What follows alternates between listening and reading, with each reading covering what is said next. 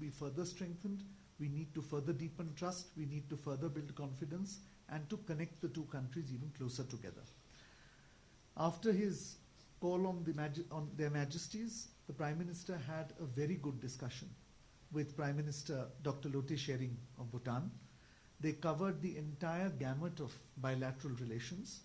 Of course, the fundamental basis of our relationship is the hydropower sector, but the two leaders agreed that we need to move beyond these sectors, the traditional sectors of cooperation, to look at new areas of healthcare, education, science and technology, and it was therefore agreed that we will maintain close contact, close liaison to see how we can encourage bilateral cooperation in these areas. Subsequent to that, there was a very impressive, very moving signing ceremony in the historic Semthoka Zong. It is indeed a mark of privilege for us and a great deal of respect that the Royal Government of Bhutan has shown, that they agreed that the two Prime Ministers would do so in the Semthoka Zong in front of the image of the Lord Buddha, and also the statue of the Shabdung Rinpoche, which India has loaned to Bhutan, and which the Prime Minister conveyed that we would extend that loan for a further period of 5 years. Of course, the centerpiece of that was the inauguration of the Mang Dechu hydroelectric project, 750 megawatts. It is a project that both of us have completed on time and which we are very proud of. And it was also agreed by the two Prime Ministers that we would work towards future projects hereafter, including the Sankosh hydroelectric project. We inaugurated the RuPay card in Bhutan, which is an initiative that Prime Minister has been taking personal interest in. We inaugurated the knowledge network between the knowledge network of India and Drukren, which is the knowledge network of Bhutan, which will facilitate use of digital means for long-distance education, including the digital library. We also inaugurated the South Asia Satellites Ground Earth Station. So these were all very important inaugurations, and thereafter, of course, a number of very important MOUs have been signed as well. Just a short while ago, the Prime Minister also met His Majesty, the Fourth King of Bhutan, and that also was a very good meeting. As you know, His Majesty, the Fourth King, has steered relations with India for many, many years when he was the King of Bhutan, and he continues to be interested in this relationship. He continues to invest in the relationship, and we appreciate all that His Majesty, the Fourth King, has done. It was a very cordial meeting, very positive meeting, and His Majesty also, as indeed His Majesty the King, both their Majesties felicitated Prime Minister on his re-election and said they were looking forward, and the Royal Government of Bhutan was looking forward to working in the second term. Essentially, I think there are three pillars of our relationship that I would like to emphasize, which has come out of these meetings. First is the enduring nature of this partnership. It is a partnership which is, of course, based on mutual interest, but it is also based on mutual trust, on confidence between Their Majesties and the Royal Government of Bhutan and the Government of India and our Prime Minister, and at a people-to-people level. And so it was felt that at a time when our Prime Minister is beginning his second term, as Their Majesties and the Prime Minister of Bhutan said, this is a new opportunity, a further opportunity to enhance that relationship in the next 5 years. The second, of course, is apart from the already traditional areas in which we cooperate, we wanted to, both of us, begin exploring new frontiers for cooperation.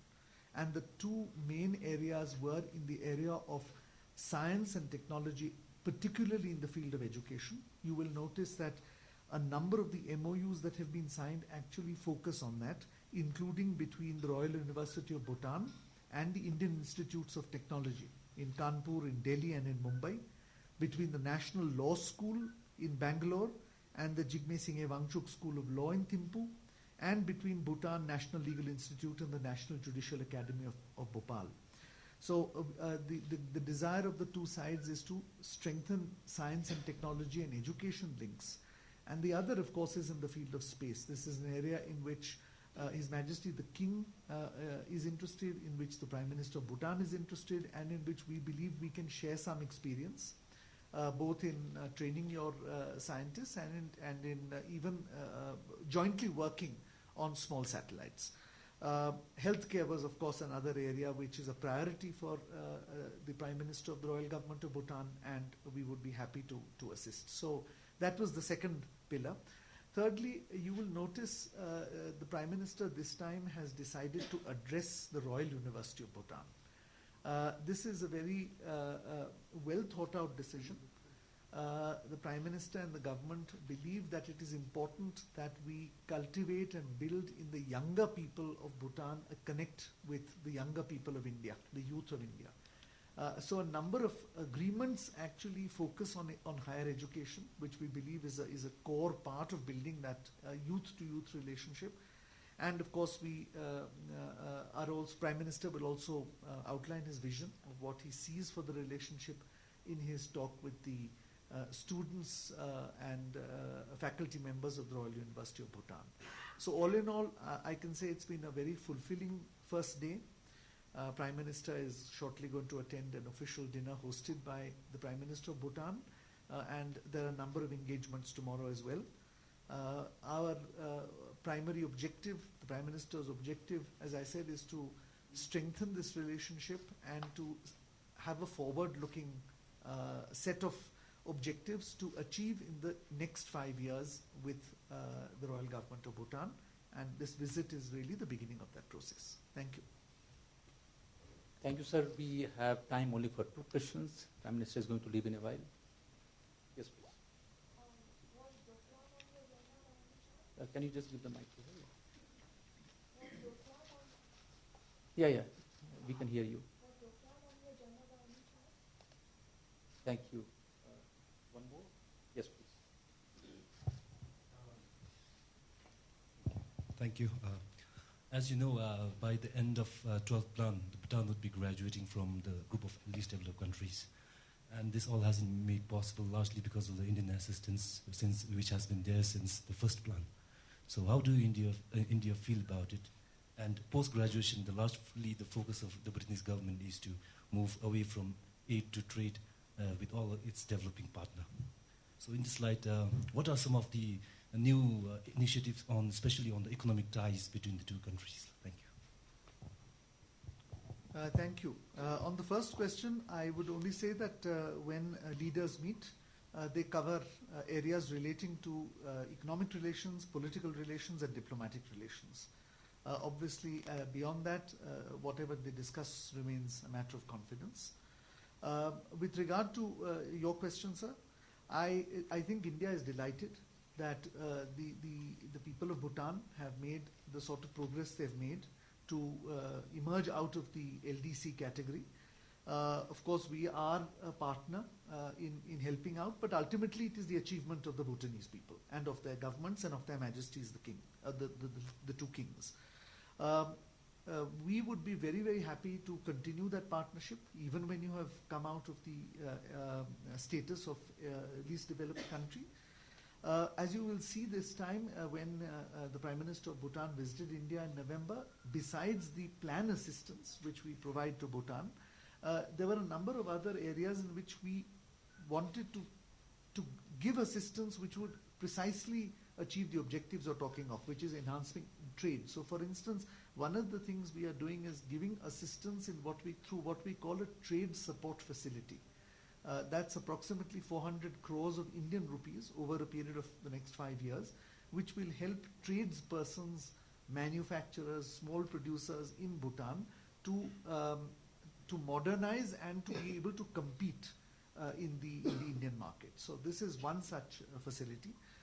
The other facility that the Prime Minister has felt we should do is offer greater cooperation in space, including additional transponders on the South Asia satellite. This is a means by which we enhance communications within Bhutan, by which we help the government of Bhutan better anticipate disaster management situations. And of course, we train a younger generation in the whole gamut of information technology, digital economy, and in the area of space. My colleague also mentioned to me that we have also agreed to enhancing the currency swap limits from $100 million to $200 million, initially as a standby facility until the SARC currency swap framework is revised in November 2019. So all these are designed to assist government of Bhutan in achieving a greater, sort of more balanced economic and commercial relationship with India. And Prime Minister told Dr. Lote Shering that we would be prepared to do anything further that the Royal Government of Bhutan desired in this common objective. Thank you, ladies and gentlemen. Thank you very much. I have to leave because we have another engagement. Thank you. Thank you all for joining.